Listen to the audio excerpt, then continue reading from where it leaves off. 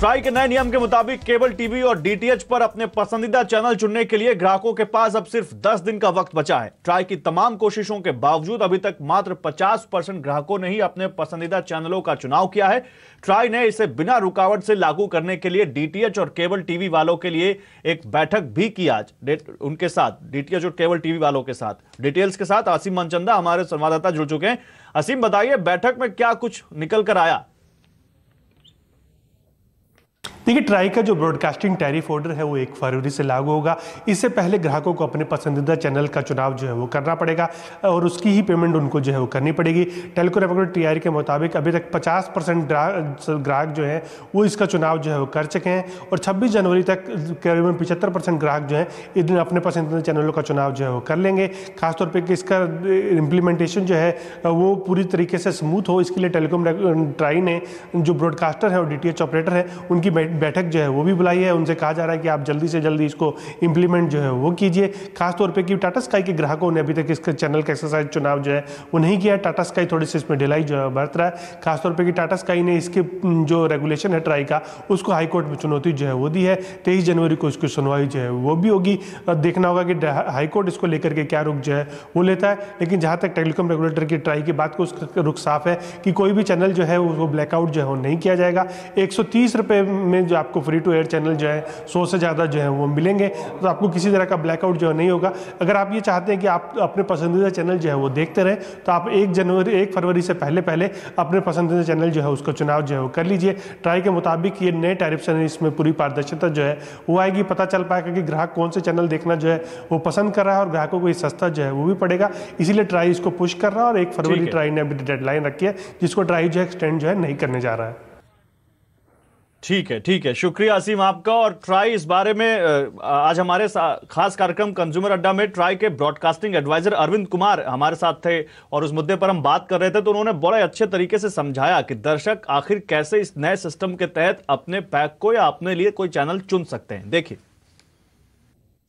आपको सबसे पहले ये चूज करना है कि आप कौन कौन से चैनल को देखते हैं। हम आपको बताएं कि टोटल 882 चैनल हैं जिसमें 550 चैनल फ्री टू एयर हैं, फ्री हैं आपके लिए। केवल 332 चैनल हैं जो प्राइस्ड हैं। तो सबसे पहले आप ये देखें कि कौन से चैनल आप देखते हैं, आप उनकी एक लिस्ट तैयार करें। और अगर आप अपने आप को 100 चैनल तक लिमिट करेंगे, मिनिमम 100 चैनल तक का आपको 130 रुपए देना है। 130 रुपए भी एक तरह से हमारी एमआरपी है।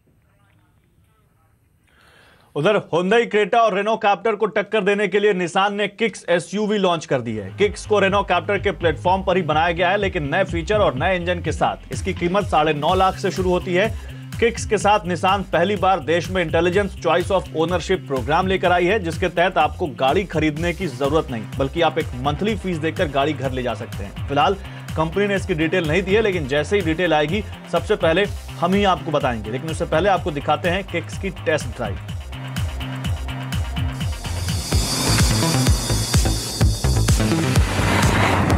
निसान किक्स के लुक्स की बात सबसे पहले बताती हूँ आपको। यहाँ पर सामने आपको ये ग्रिल मिलता है जो कि क्रोम से हाईलाइटेड है। बीच में निसान का लोगो इसकी वजह से काफ़ी प्रोमिनेंटली दिखाई देता है।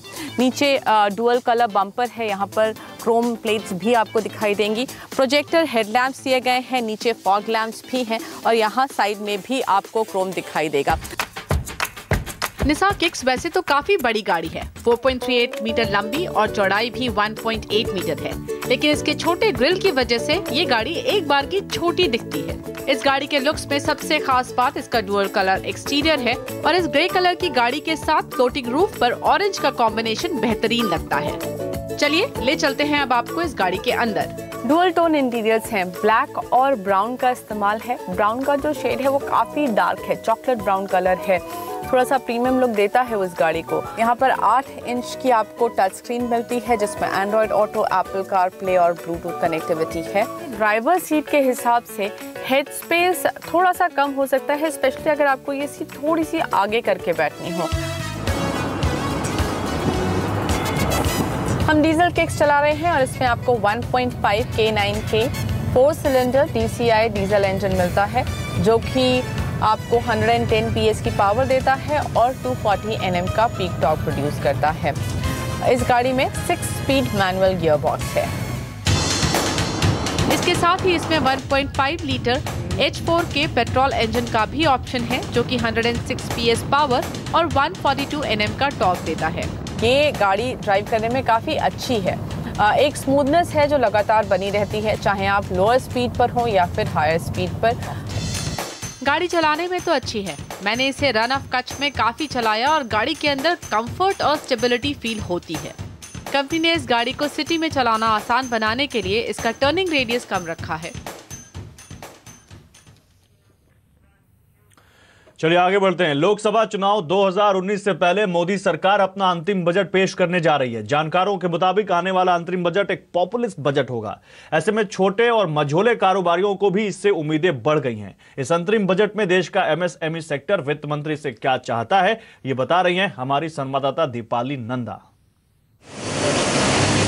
नोएडा में 34 साल के इलेक्ट्रॉनिक कैपेसिटर की फैक्ट्री चला रहे विनोद शर्मा को नई फैक्ट्री के लिए लोन चाहिए, लेकिन लंबे अनुभव और अच्छे क्रेडिट रिकॉर्ड के बावजूद बैंक लोन देने में आनाकानी कर रहे हैं। और विनोद शर्मा कह रहे हैं कि 59 मिनट में मुद्रा लोन की स्कीम भी एक जुमला है और कुछ नहीं।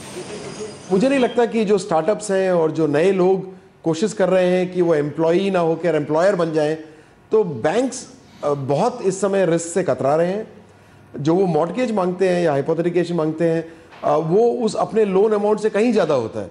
उनकी कोशिश ये होती है कि आपका घर परिवार, आपका जितनी भी आपकी एसेट्स हैं वो सारी उनके नाम पर गिरवी हो जाएं, ताकि अगर किसी वजह से बिजनेस ना चले तो कम से कम आप पूरी तरह से डूब चुके हों। जो एमएसएमई की मांग है वो ये है कि हमारे बिजनेस को ठीक ठाक एसेस किया जाए, और बैंक्स माना जाता है कि एक रिस्क कैपिटल है, तो उस रिस्क में हमारे साथ भागीदार हों।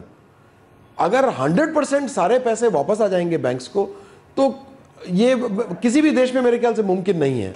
विनोद शर्मा ही नहीं, इस वक्त एमएसएमई सेक्टर में सबसे बड़ी समस्या है कारोबार के विस्तार के लिए पैसे जुगाड़ना। कारोबारियों का मानना है कि डिफॉल्ट बड़ी कंपनियां कर रही हैं, लेकिन इसका खामियाजा छोटे कारोबारियों को भुगतना पड़ रहा है। छोटे कारोबारियों के संगठन FISME ने अंतरिम बजट से पहले जो मांग पत्र वित्त मंत्री को सौंपा है, उसमें विलफुल डिफॉल्टर और नॉन विलफुल डिफॉल्टर में अंतर समझने और उनकी ट्रैकिंग के लिए गाइडलाइंस लाने की बात कही गई है। दूसरी बड़ी मांग ये भी है कि इंसॉल्वेंसी एंड बैंक्रप्सी एक्ट के तहत एमएसएमई को फाइनेंशियल क्रेडिटर्स के साथ क्लब किया जाए। साथ ही GST कंप्लायंस के लिए सरकार को नरम रवैया अपनाने को कहा गया है।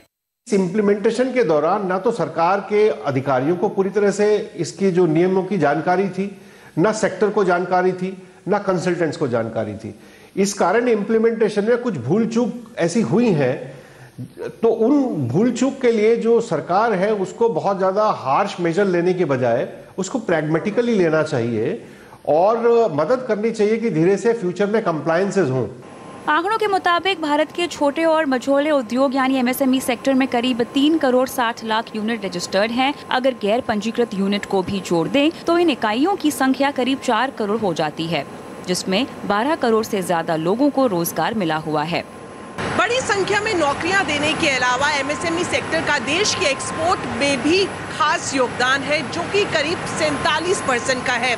ऐसे में छोटे मझोले कारोबारियों को उम्मीद है कि जिस ईज ऑफ डूइंग बिजनेस को मोदी सरकार हर प्लेटफॉर्म पर प्रमोट करती हुई आई है, उससे जुड़ी कुछ रियायतें या फिर ऐलान इस बजट में भी देखने को मिले।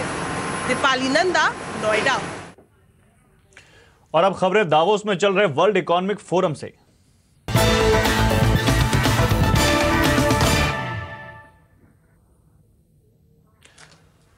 तो रेट कट से बड़ी चिंता यह है कि भारत अपनी ग्रोथ पोटेंशियल को कैसे अमली जामा पहनाए, यह कहना है आरबीआई के पूर्व गवर्नर रघुराम राजन का। वर्ल्ड इकोनॉमिक फोरम समिट के दौरान दावोस में राजन से मॉनेटरी पॉलिसी और बजट पर बात की CNBC TV 18 की मैनेजिंग एडिटर शिरीन भान ने। The clamour in India is for a repo as well as a CRR cut. In fact, most bankers that we spoke to before I headed here to Davos said that, you cannot have rates running at this level in India. The RBI and the MPC need to move. What's your own take? Well, I guess the broader question, I don't want to address the monetary policy question, leave that to the RBI to decide. But the broader question is India, does it have plenty of spare potential? And I think one of the worries is even at this level of growth, which, as you know, is not producing the jobs that people want, At this level of growth, we are seeing core inflation pretty strong, above 5%. So the worry is that, we talk about there being the potential to grow much faster, but does it really exist? Do we have the capacity to grow, especially given that this budget is probably going to be a more expansionary budget than the ones we have seen? What are you expecting? I have no information more than you have. I mean, there is talk of some kind of an agricultural package. We have to see what form it takes, whether it substitutes for existing packages or adds on to existing packages. And presumably there will be some election year benefits for people. I don't know what it will look like. My worry is that our fiscal consolidation, as the CAG has reported, उधर budget में farm package और universal income scheme पर suspense है, लेकिन Davos में नीति आयोग के CEO Amitabh Kant ने कहा कि नीति आयोग ने इन दोनों ही चीजों पर काफी विचार विमर्श किया है, लेकिन इसे लागू करने का फैसला सरकार के हाथ में है.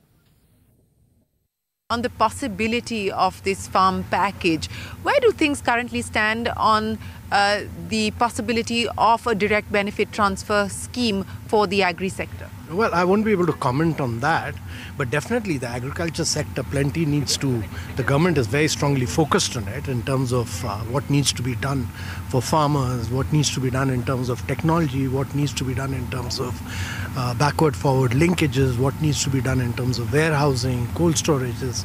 All this entire issue of agriculture is definitely on the mind of the government.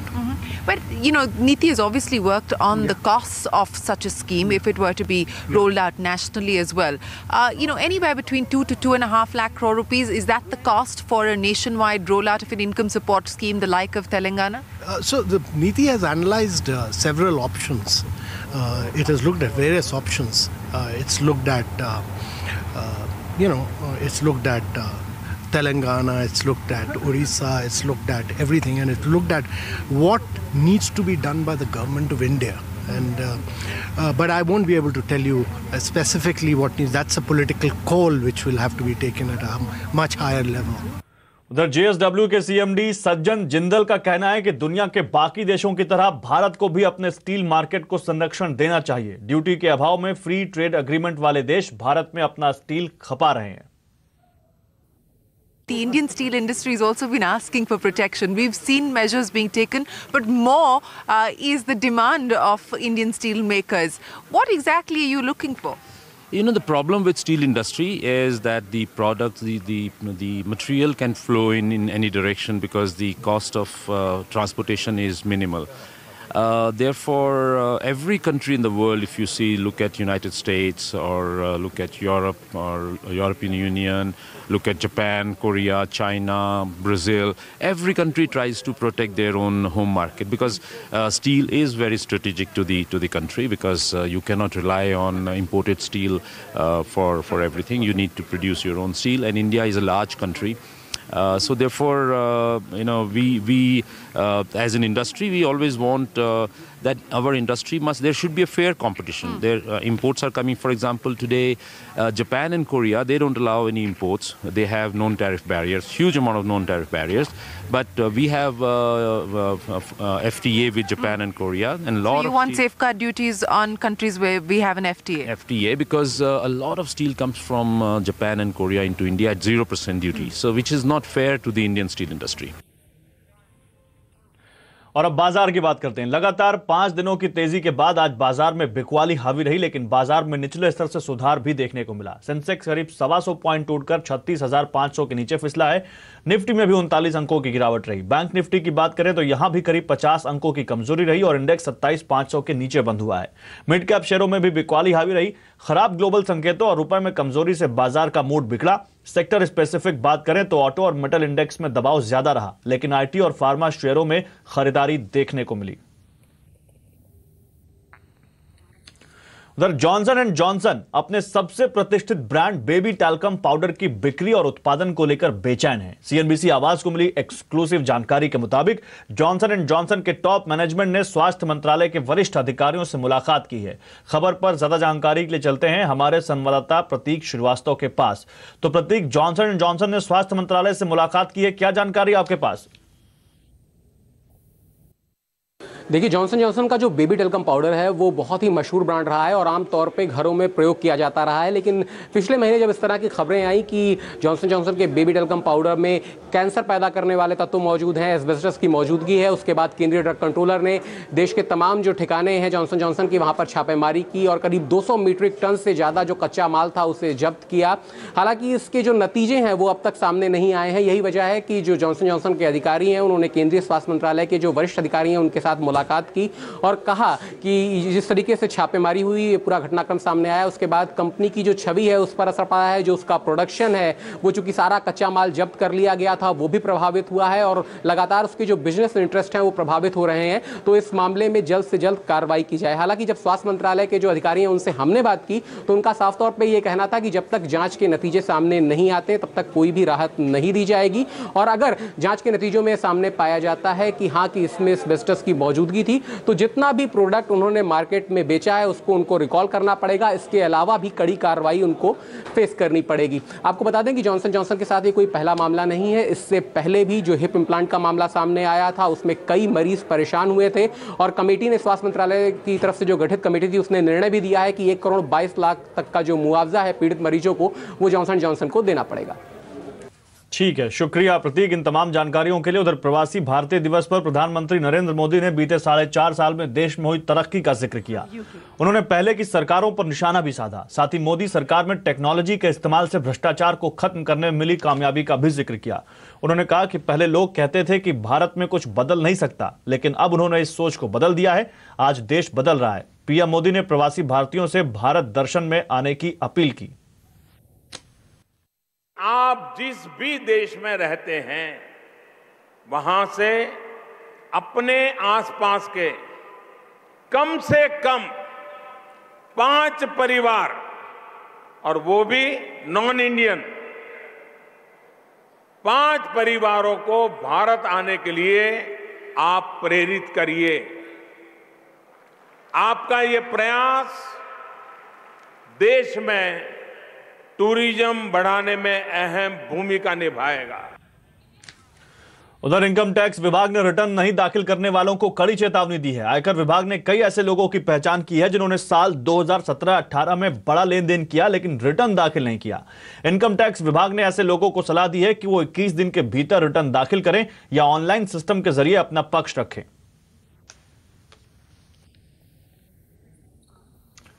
उधर लंदन में हैकाथॉन इवेंट और ईवीएम हैक के दावे पर सियासी घमासान छिड़ गया है। बीजेपी ने इसको लेकर कांग्रेस पार्टी और कपिल सिब्बल को घेरना शुरू कर दिया है। आज केंद्रीय मंत्री रविशंकर प्रसाद ने कहा कि कपिल सिब्बल वहां कांग्रेस की तरफ से गए थे। इसके बाद कांग्रेस नेता कपिल सिब्बल सामने आए। उन्होंने सफाई दी कि हैकाथॉन में वो निजी हैसियत से गए थे। इधर चुनाव आयोग ने कथित साइबर एक्सपर्ट के खिलाफ एफआईआर दर्ज कराई है और कहा है कि ईवीएम पूरी तरह से सुरक्षित है और कोई हैकिंग चुनाव में नहीं हुई।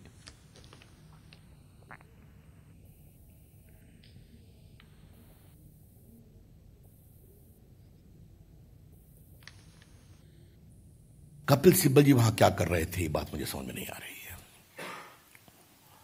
What Mr. Kapil Sibal was doing there?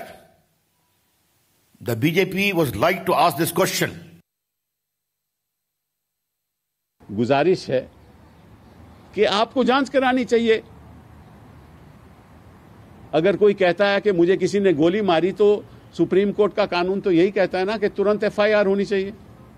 अगर वो कहता है कि 11 लोग की मृत्यु हो गई तो एफआईआर होनी चाहिए। और किसी ने अगर गलत आरोप लगाया है तो उसके खिलाफ जांच होनी चाहिए। हम कौन कह रहे हैं कि नहीं होनी चाहिए। उधर लोकसभा चुनावों को देखते हुए गूगल चुनावी विज्ञापनों में ट्रांसपेरेंसी लाने की तैयारी में है। अब आप गूगल की मदद से चुनाव के लिए बने ऑनलाइन एड्स के खरीदारों का पता लगा सकते हैं। खबर पर ज्यादा जानकारी के साथ जुड़ रही है हमारी संवाददाता भावना सती। भावना, चुनाव से पहले गूगल चुनावी विज्ञापनों में ट्रांसपेरेंसी लाने जा रहा है, ये कैसे होगा, क्या जानकारी आपके पास? तो चुनावों में पारदर्शिता को बढ़ाने के लिए गूगल अब कुछ और कदम यहाँ पर ले रहा है। इसमें शामिल है गूगल एडवर्टाइजिंग ट्रांसपेरेंसी रिपोर्ट और गूगल एड्स लाइब्रेरी। इसमें होगा क्या कि गूगल के प्लेटफॉर्म पर अगर कोई भी इलेक्शन एडवर्टाइजमेंट, इलेक्शन से रिलेटेड किसी पार्टी का ऐड हो या फिर कोई प्रचारक जो यहाँ पे विज्ञापन होते हैं वो आएंगे, तो वो ऐड कौन दे रहा है, उनकी आइडेंटिटी यहाँ पर की एक पूरी रिपोर्ट बनाई जाएगी और किस एडवर्टाइजमेंट पर कितना खर्च हो रहा है इसकी जानकारी भी दी जाएगी, जो कि पब्लिक जो है एक्सेस कर पाएगी। मार्च 2019 से ये जो रिपोर्ट और लाइब्रेरी है ये दोनों एक्सेस कर पाएंगे पब्लिक। इसके अलावा जब भी आप कोई एडवर्टाइजमेंट देते हैं किसी इलेक्शन से रिलेटेड, तो इलेक्शन कमीशन ने यहाँ पर एक नया अपडेट दिया था कि आपको एक प्री सर्टिफिकेट लेना ज़रूरी होगा। तो गूगल भी अपने प्लेटफॉर्म पर किसी भी ऐड को शो करने से पहले इस सर्टिफिकेट को वेरीफाई करेगा, देखेगा कि जो एडवर्टाइजमेंट खरीद रहा है, जो स्पेस खरीद रहा है, उनके पास ये सर्टिफिकेट हो और सभी चीज़ें बराबर हो वहाँ पर। उसके बाद ही गूगल अपने प्लेटफॉर्म पर ये सारे इलेक्शन रिलेटेड एडवर्टाइजमेंट को दिखाएगा। इसके अलावा जो भी इलेक्शन कमीशन के थ्रू जानकारी आएगी, चाहे वो कैंडिडेट्स को लेकर हो या दूसरी जानकारी, वो आसानी से सर्च इंजन पर मिल सके, इसकी भी तैयारी गूगल यहाँ पर कर रहा है। जो वेरिफिकेशन की मैं बात कर रही हूँ वो 14 फरवरी से शुरू हो जाएगा और बाकी इन्फॉर्मेशन भी ईजिली फ्लो थ्रू होगी गूगल सर्च इंजन पर। ठीक है, शुक्रिया भावना। उधर दारुल उलूम देवबंद ने फतवा जारी करके छात्रों को हिदायत दी है कि वो गणतंत्र दिवस वाले दिन बाहर सफर ना करें। बाहर चेकिंग होती है, ऐसे में बिना वजह की परेशानी उठानी पड़ती है। आज आवाज अड्डा में हम आपसे पूछ रहे हैं कि क्या गणतंत्र दिवस पर मुसलमानों को घर में रहने का देवबंद का फतवा जायज है? आप हमारे ट्विटर हैंडल CNBC_आवाज पर जाकर अपनी राय दे सकते हैं।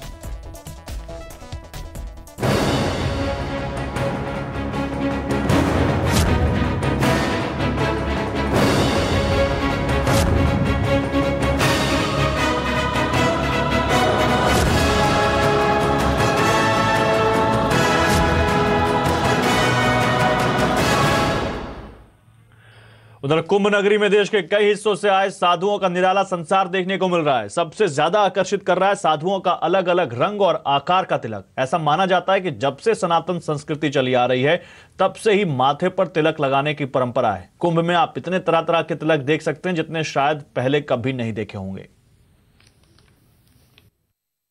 ये होता है ब्रह्मा जी, विष्णु जी, ये होता है शिव जी का, ये होता है नारायण। इस तरह से लगाया जाता है।